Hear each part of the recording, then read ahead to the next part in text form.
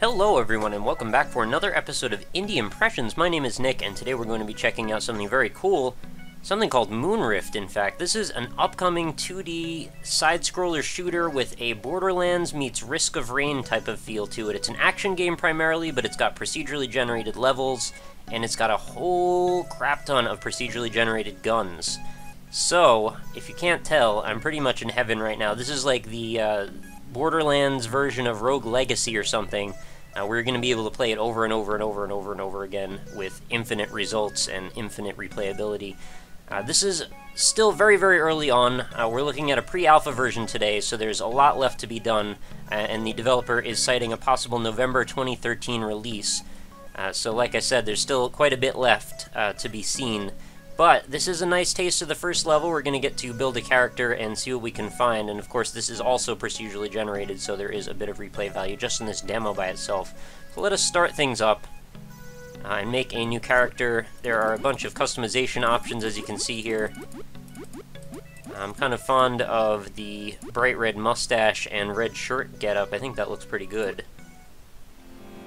Alright, so let's start out in a new world here and see what we can find. This is a little tutorial. Nothing particularly complex about it, but we're going to discover a little bit of treasure along the way.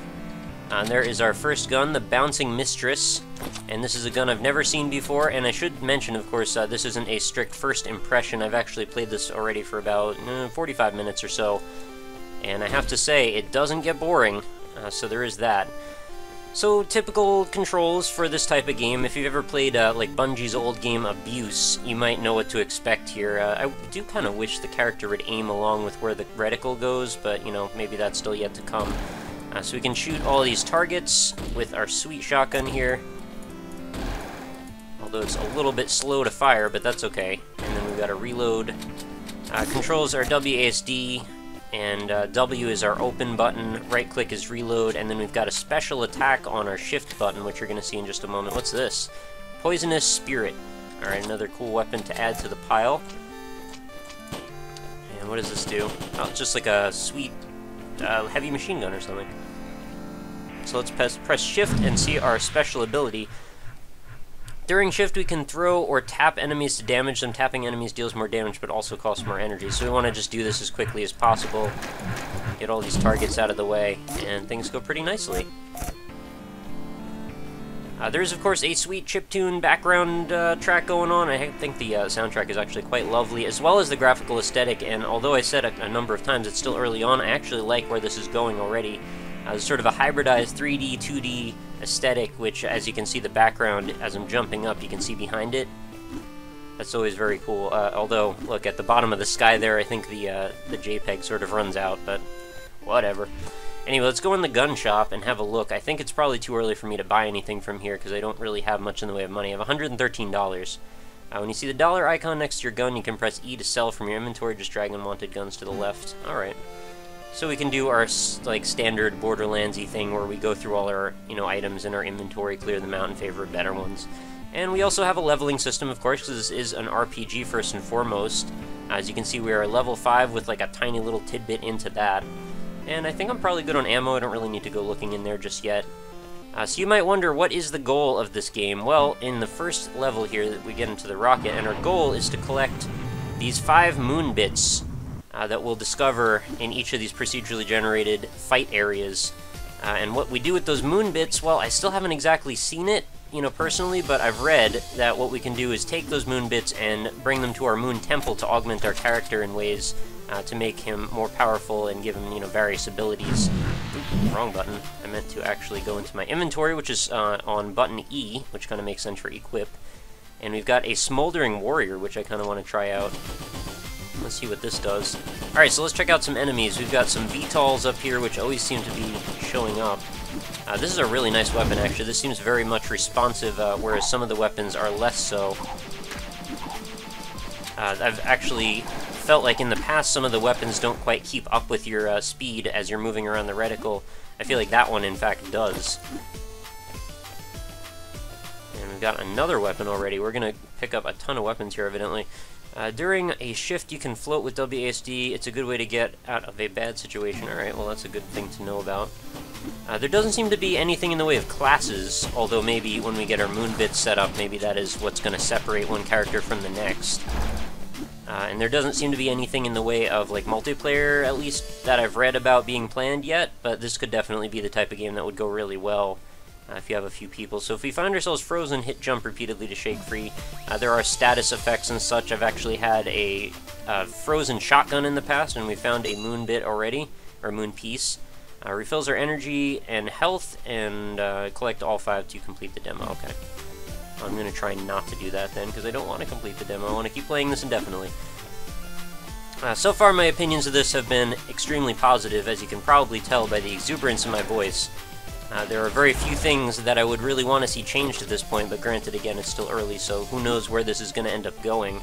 But in terms of playability, you know, the overall scope of the game, the controls, graphics, I feel like everything is well on its way, and for a pre-alpha version of a game, this is exceptional work. This is not something that I tend to see too often in this state of development. Oh wow, okay, I think I've lit that guy on fire. That's pretty good. I'm gonna run out of ammo pretty quickly, and there's another moon piece already. Thankfully, I do have some other weapons, so I'm not terribly worried about it. I think I'm going to use my shift button move. Oh, I didn't mean to grab him and move him. There we go. Oh, what is this, a rocket launcher? Sweet. And we've got a couple more chests over here, as well as that moon piece. Tons and tons of ammo. And let's check out this blasting revolter. This seems like it could be interesting.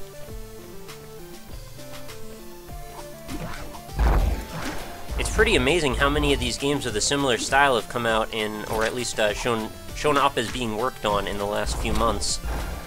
Between, you know, this, Risk of Rain, Rogue Legacy, Chasm, several others, in fact, on top of that, and just taking the Borderlands ethos as far as gameplay, I'm pretty sure we're working towards this, like, new world of procedurally generated games that is going to basically keep me playing them indefinitely.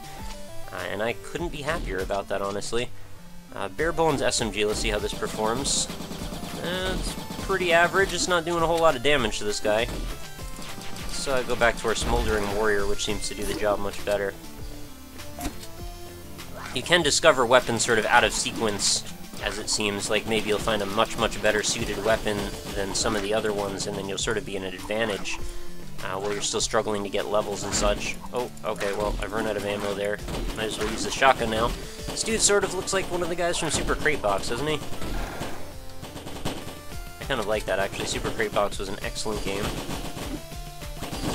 Always happy to give recommendations for Vlambeer games. Between that and Ridiculous Fishing, I absolutely love that guy's work. What did I get? A Bouncing Mistress? Is that what that said? A Bombing Gentleman. Okay, let's try out a Bombing Gentleman. We've got a chest with a exploding barrel behind it, and another sort of rocket launcher type thing. Let's see what this is.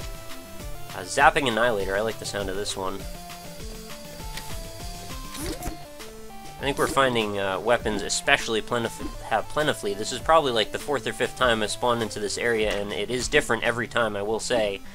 But sometimes you seem to be at a great advantage over other times, based on the enemy spawns, the treasure location, all that. So this is one of those types of games where you could find yourself rather hamstrung right at the beginning, based on a simple luck of the draw situation where you find yourself in a bad position, completely at no fault of your own, but hopefully you've got the skill to get out of whatever that bad position might be. And if you don't, well, at least you've got that shift move to kind of give you a little bit of a backup. Where haven't I gone yet? Oh, another weapon chest. I guess I might as well proceed back up and to the right. About to make it to level 6, so I should get a health refill. This was a dead end, right? Yep. I would love it if there was secrets to this as well. I don't think there are, though. Wow! Okay, that is a seriously damaging weapon. That is a lot of fun to fire. Too bad I don't have more ammo for it. Yeah, these guys don't stand a freaking chance up against that. And there's another moon piece. That would be 3 out of 5. What was that weapon I just picked up? Was it this one? I already forgot what it looked like. Well, that's out of ammo already.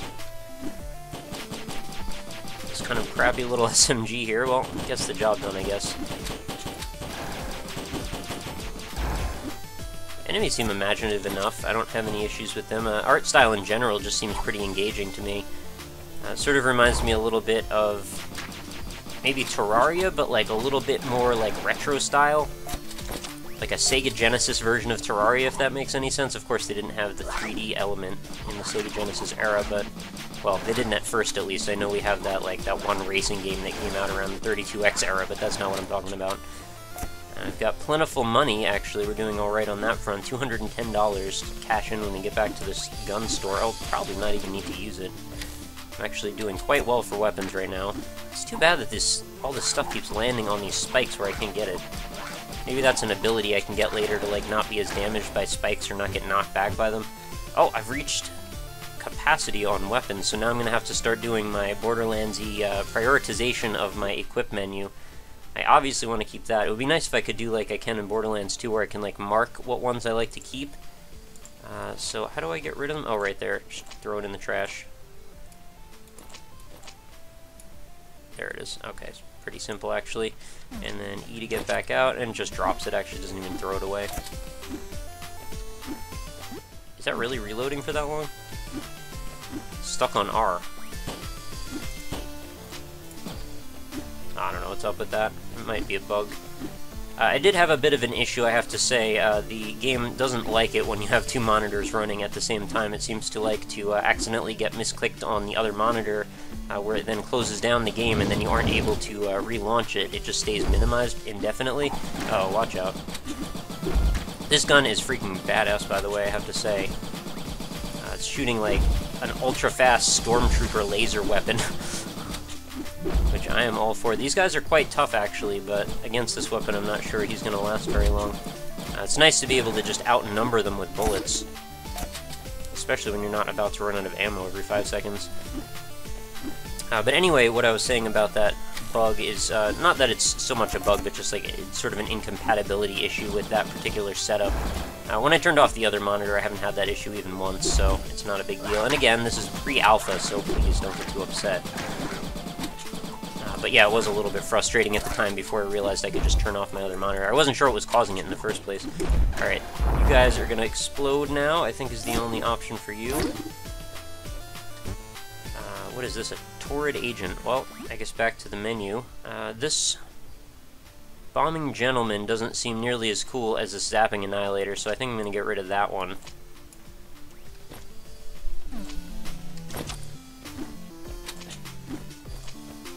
I wonder if you can up your level of how many guns you can carry at once, sort of like in Borderlands. Oh, okay, that was a little overkill. That guy didn't need that much damage done to him. Although this guy might. I love that explosion. It is so freaking massive. It reminds me a little bit of the enemy death animation from Bosses Forever. Am I gonna die from... No, I'm not. Also wondering if you can get stuff like double jump or like class specifications later or something. Because right now it seems like there's not a lot of customization to be done other than just the weapons themselves. But, you know, that might even be enough. I'm thinking this game was supposed to be initially coming out on iOS and Android, so it's going to be more like a mobile game at first. And I think, you know, you don't want to get too carried away, but at the same time, some of those conventions would be a lot of fun to mess around with. But I would actually probably, as long as the controls work well, I would definitely play with this quite a bit on my phone. Although I would much rather have the PC version if possible. And I could easily see myself Let's Playing this. It's actually a lot of fun just to hang out in this environment because this the music really does make it quite pleasant. Oh, okay, well, I'm gonna have to go back to my old standby here. Wow, I wasn't sure if I died or won that time. I guess I won. Whoa, okay, get off the spikes, please. Alright, probably overkill there. I really didn't need to use that, but chose to anyway. I think I keep taking damage every time that's, like, knocking me back. Oh, wow, what is that? That looked good. A Sleety Barracuda with Boomerang, Piercing, and Bouncing. That's a lot of good attributes. I'm totally not looking at the UI elements, though, so I should probably take more note of that. I have to say the UI is pretty like overly complicated to look at. I think this would probably be better suited towards like a vertically oriented thing where you could see the damage breakdown in a more modular sense, because right now it all seems clumped together and it's a little bit awful. to try and read quickly. Although, you know, granted, the ups and down arrows are always quite helpful in my opinion. So let's jump back into our inventory, see if we can throw something out again. I have an awful lot of these, like, sniper rifles that I'm never going to use. Let's get rid of this one, and in favor of that one. Did he auto-equip that? I keep forgetting to look at what weapon it was beforehand. Oh, and we've still got a simple pistol. Let's get rid of that as well. Let's use weapons that actually have some sort of value to them. And of course, you can see they're color-coded for their rarity and stuff, which is great. Very Borderlands-y there as well. And all these comparisons, please don't take them like I'm saying this is derivative or something. I actually quite like the different approach to it. The formula that Borderlands took is one that, honestly, if it was presented in a perfect way, I could probably play that game indefinitely, like, for the rest of my life. Unfortunately, I found Borderlands 2 to be a bit dry at times and quite boring, actually, compared to the first one for whatever reason. But this game, I have a feeling, is going to overcome a lot of those issues for me. Reaper, these are all looking good, man. I want to keep all the weapons. Why do I have to pick? Just let me have all of them, please. Alright, let's get rid of this one now. Probably don't need to, but take it in favor of rarity. No, I picked up the wrong one again. Well, okay, let me pick up 2 that time, so I guess whatever.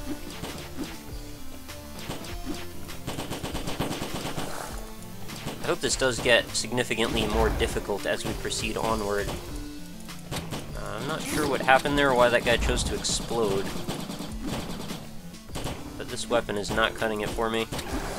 Oh, did I get like a headshot? What was that about? I don't quite understand where the part to shoot is on those guys. Oh, excuse me.